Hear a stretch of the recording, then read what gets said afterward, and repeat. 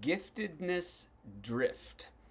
This is the tendency of a potential leader to respond to ministry or to any activity, really, that relates to their gift cluster, which we'd already discussed. And so this is probably something that almost doesn't need to be said, or as they say, goes without saying. But you also know what happens when you don't say it. So there's a reality here that some people would call, in the construction world anyways, like if you're a hammer, everything's a nail.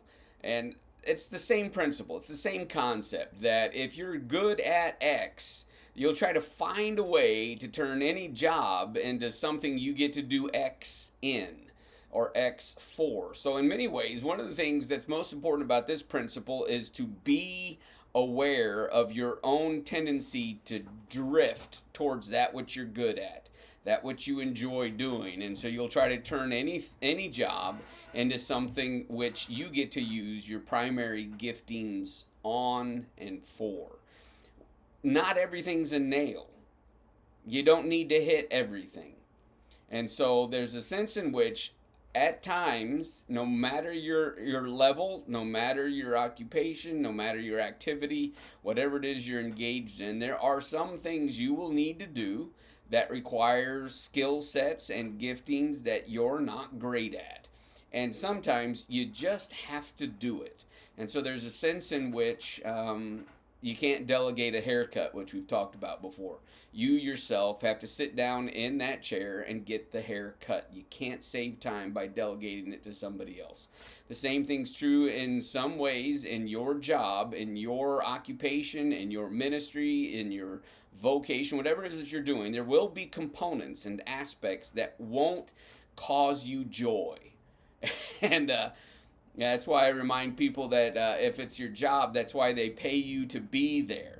There's just going to be some things you have to do that fall outside of your giftedness cluster. Now, granted, you should, the vast majority of the time, be focused on your areas of strength, because that is the great that's the great resource that you bring to the table.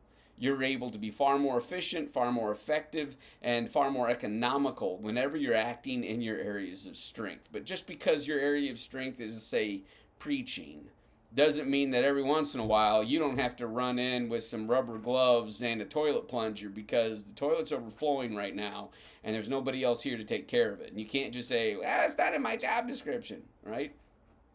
So the giftedness drift is primarily something to be aware of for yourself, to remember that sometimes, so long as it's not much more than 10 to 20% of the time, for sure, you have to act outside of your areas of gifting. If it's more than that, there needs to be some changing of the job description. Maybe you need to move on to a different job. Maybe you need to be able to delegate some of those things or hire somebody else on or bring other volunteers on, because you shouldn't be functioning outside of your giftings much more than 10 to 20% of the time in your occupation. The other aspect, though, is to be aware of this with those that are underneath you in a hierarchical structure. That there's just going to come times when they're going to have to just put their big boy pants on and do the job. It's not going to be something that they're going to really thrive in and enjoy.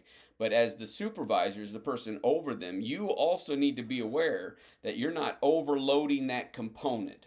They need to constantly be willing to cheerfully do that which they don't enjoy doing, but you also need to make sure that you don't have somebody in a position that's going to make them act outside of their gift cluster on a regular, frequent basis, because you will lose them or you'll keep them, and that might be worse, because that position is something that they're having to work hard to not be great, and that's not what you want in a combination for somebody that's working underneath you or for you.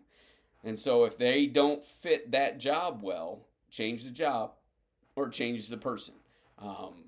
So 10 to 20% is about the maximum for outside of your giftedness cluster.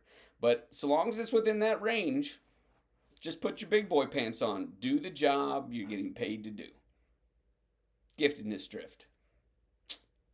It happens to us all.